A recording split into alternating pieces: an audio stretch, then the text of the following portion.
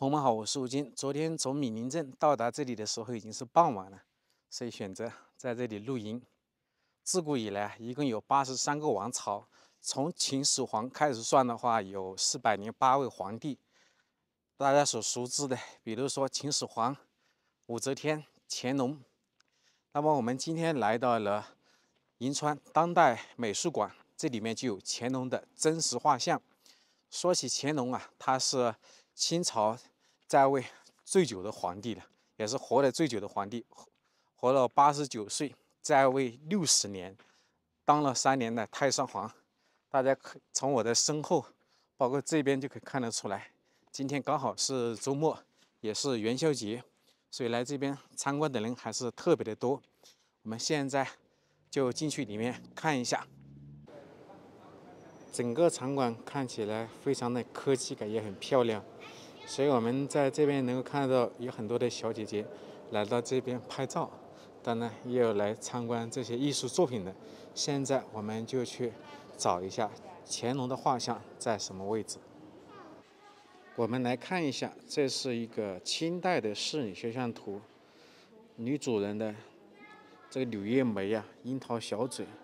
再搭配上这个中式的服装，看起来非常的典雅。我们再来看一下细节，我刚才在这里看了一下，发现它这个指甲留得好长啊，就相当于我们现在一些小姐姐都会做成那种假指甲放在上面。这个地方应该是戴了戒指吧，2个手都有，画得非常漂亮，活灵活现的。我们现在所看到的是一幅晚清的画像，它这个呢，怎么看出它的官职？大家首先来看一下，在这下面它有一个我们常说的补丁一样的，一般文官的话它是飞禽，而武官它是猛兽，所以我们可以看得到，在这个图案上面它是飞禽，那么飞禽它又分为一品，它是这个鹤。2品是鸡，3品是孔雀，所以我们看到它正中心的图片是鹤，所以看得出来它的官职是1品。大家觉得这个画的怎么样？我感觉很好看啊，真的是跟现在的照片一样的。好，现在我们去看一下乾隆的画像。我们现在所看到的这幅画像呢，它是乾隆的画像。为什么会出现在这里？这里面有什么样的故事呢？容我娓娓道来。这幅画像是郎世宁，一个传教士，来到了中国。当时的话，乾隆呢也知道他这个人画画特别厉害，于是把他招进宫来，给他一个3品官。虽然说并无实权，但是这样的话也是对他的画非常的认可。这幅画是在什么时候所画的呢？是在一年的冬天。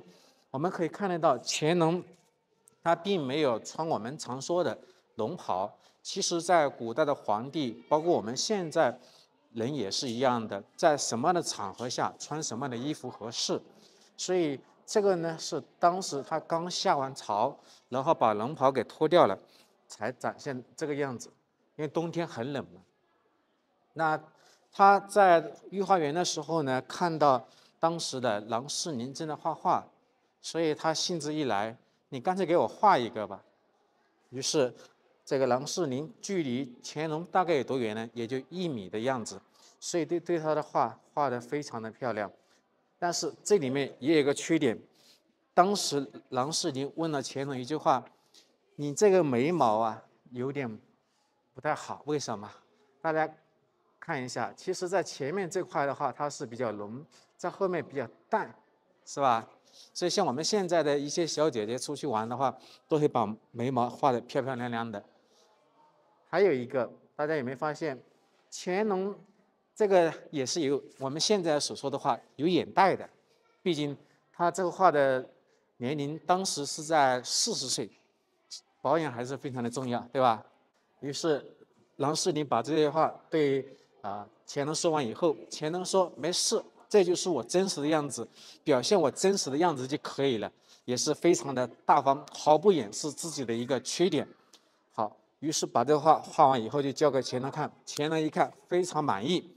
那有一幅画是被乾隆拿走了，那这幅画是从哪里来的呢？这幅画其实是当时郎世宁的话，他回到自己的家中，发现画所有的皇帝一样，包括妃子都是穿的非常的正式，而不是像现在一样的便服。于是他根据他当天的一个记忆，把这幅画给画出来了。那这幅画画完以后呢，他就带回了他的老家意大利。那这幅画后面他去世以后呢，被一个收藏家把这幅画给收藏起来了。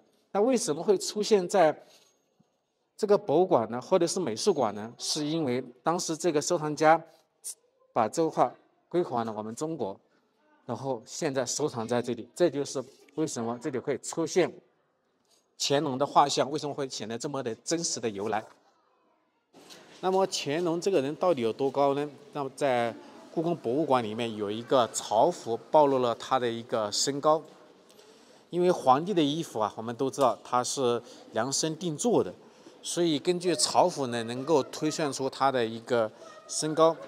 他的长袍呢，大概是在就是我们所说的龙袍，大概是在1.43米，所以推算出来他这个人的身高大概是在1.65米左右。我们现在所看到的，他是香港商人吴秉鉴的一个肖像，在清末的时候呢，被任命为负责处理外贸事务。当然，他也在广州13行也是一个非常著名的行商。大家看一下，画的是不是非常的逼真？我们再走近一点，大家看一下，它整个前额呢非常的亮，然后在下面呢又比较尖，整个人是一个八字胡，一下子让人家能够记得住，印象非常的深刻。画起来是非常的华丽啊！不得不说，我们非常的佩服郎世宁这么超高的画技，在过去没有我们现在手机或者是照相机这样的拍照的情况下，能够画出这么精美的，而且非常真实的乾隆画像，非常的了不得，为他点个赞，也是为我们现在人能够看得到乾隆的真实的画像。好了，本期视频就为大家分享到这里。我们正在走边疆秘境之行，从宁夏、甘肃、内蒙、东北这一段走边境线。感谢大家的支持，我们下期视频再见，拜拜。